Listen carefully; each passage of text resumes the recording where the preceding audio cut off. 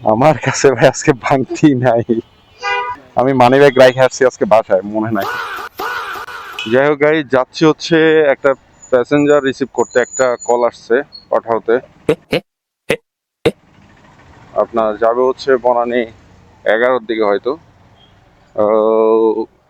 But সবচেয়ে বড় interesting ব্যাপার হইলো এই ভাইকে হচ্ছে আমি কালকেও নিয়ে গেছি, সেম লোকেশন সেম জায়গা। গত 2 দিন হচ্ছে আমি লেট করে বের হচ্ছি, দ্যাটস ওয়াই ওনার কলটা আজকেও আমি পাওয়া যায় ওখানে কাকতালীয় ভাবে।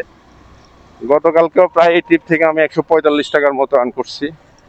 সো আজকেও হয়তো বা ওরকমই আর্ন হবে মেবি। সো লেটস সি, দেখা যাক। যাচ্ছি হচ্ছে প্যাসেঞ্জারকে আমি রিসিভ করতে। প্যাসেঞ্জার থেকে আমি এখন প্রায় 450 মিটার দূরে আছি। কলটা যখন আমি রিসিভ করি তখন ছিলাম 800 মিটার দূরে। আর ইতিমধ্যে 400 মিটার আগায় ফেলছি। সো আরও 400 মিটার যাইতে হবে আমাকে। চলেন যাই, রিসিভ করি ওনাকে। বর্তমানে আসলে রাইড শেয়ারের অবস্থা অনেকটাই খারাপ। সহজে হচ্ছে আপনার ট্রিপ মিলানো যায় না, এবং হচ্ছে আপনার কন্ট্রাক্টেও খুব একটা ভালো আর্নিং হচ্ছে না। অনেকের সাথে কথা হলো, অনেকে দেখলাম। আর এই জায়গার রাস্তাটা একটু বাঁকাতারা বেশি, আর যেহেতু এটা আবাসিক এলাকা, ওই ক্ষেত্রে একটু সতর্কতার সহিত হচ্ছে আপনাকে গাড়ি ড্রাইভ করতে হবে। কারণ যে কোনো সময় যে কোনো দুর্ঘটনা ঘটতে পারে। কারণ মানুষ বাচ্চা চলাচল করে রাস্তার এই পার থেকে ওই পারে। আর এই রাস্তাটা একটা ভাল লাগে কাজ করে আমার। এই রাস্তাটা আসতে মনে হয় যে আমি গ্রামে চলে আসছি, এরকম একটা ভাল লাগা কাজ করে আর কি। প্যাসেঞ্জারের লোকেশনে অলমোস্ট আমি চলে আসছি, এই জায়গায় প্যাসেঞ্জারের লোকেশন। এখন ভাইয়ের টিপ যে ধরছি, আজকে আমি একটু চিন্তায় আছি। চিন্তাটা হইলো আপনার, ভাই যে টাকা দেবো আমারে, সেটা যদি ভাঙতি না থাকে তাহলে আমি পড়ে যাবো বিপদে। কারণ আজকে আমার মানি ব্যাগ নাই সাথে। আমি গতকালকে রাতে যখন অফিস থেকে বাসায় ব্যাক করি, তখন হচ্ছে আপনার আমার মানি ব্যাগটা অফিসের মধ্যে রাইখা চলে আসি। সো আমার পকেটে 1 টাকাও নাই, বরং 1,000 টাকার একটা নোট নিয়ে বের হয়েছে আজকে বাসা থেকে। সো পকেটে কোনো ভাঙতি টাকা নাই। আর গতকালকে যখন হচ্ছে ভাই আমাকে পেমেন্ট করছিল, তখন সে হচ্ছে 200 টাকার নোট দিছিল। তো আমি বাইকে হচ্ছে আপনার প্রায় 40 টাকার মতো ব্যাক করছি। বাট আজকে যদি, আর গতকালকে থেকে আজকে ভাড়া আরো কম আসছে।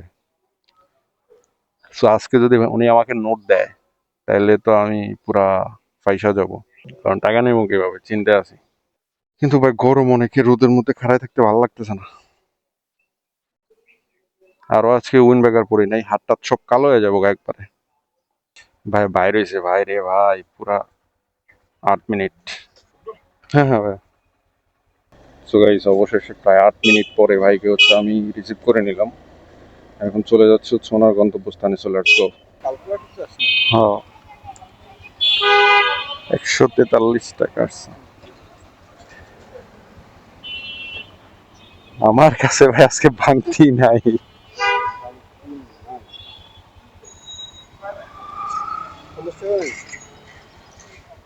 আপনার কাছে 40 টাকা আছে?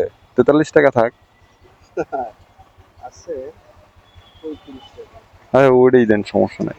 আমি মানি ব্যাগ রাইখে আসছি আজকে বাসায়, মনে নাই।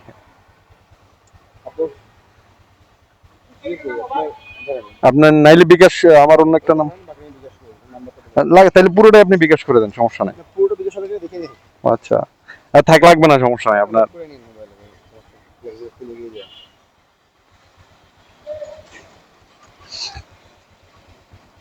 আমি আজকে ভুলে মানি ব্যাগটা রেখে আসবো। 018 রিচার্জ করবেন না? 960 9। তো গাইজ, বাইরে থেকে ভাড়া পাইছি হচ্ছে প্রায় 143 টাকা। জানি না উনি আমাকে বিকাশে কত টাকা দিছে। আবার ওনাকে বললাম দেওয়া লাগবে না, সমস্যা নাই। উনি যেহেতু আমাকে 125 টাকার মতো দিছে ক্যাশ, এখন আমার কাছে ভাঙতি নাই, সেটা আসলে তো আমার কিছু করার নাই। মানি ব্যাগ আজকে রাইখে আসছি। সো মানি ব্যাগ থাকলে আরো ভালো হইতো, আমি আরো 60 টাকা বেশি পাইতাম।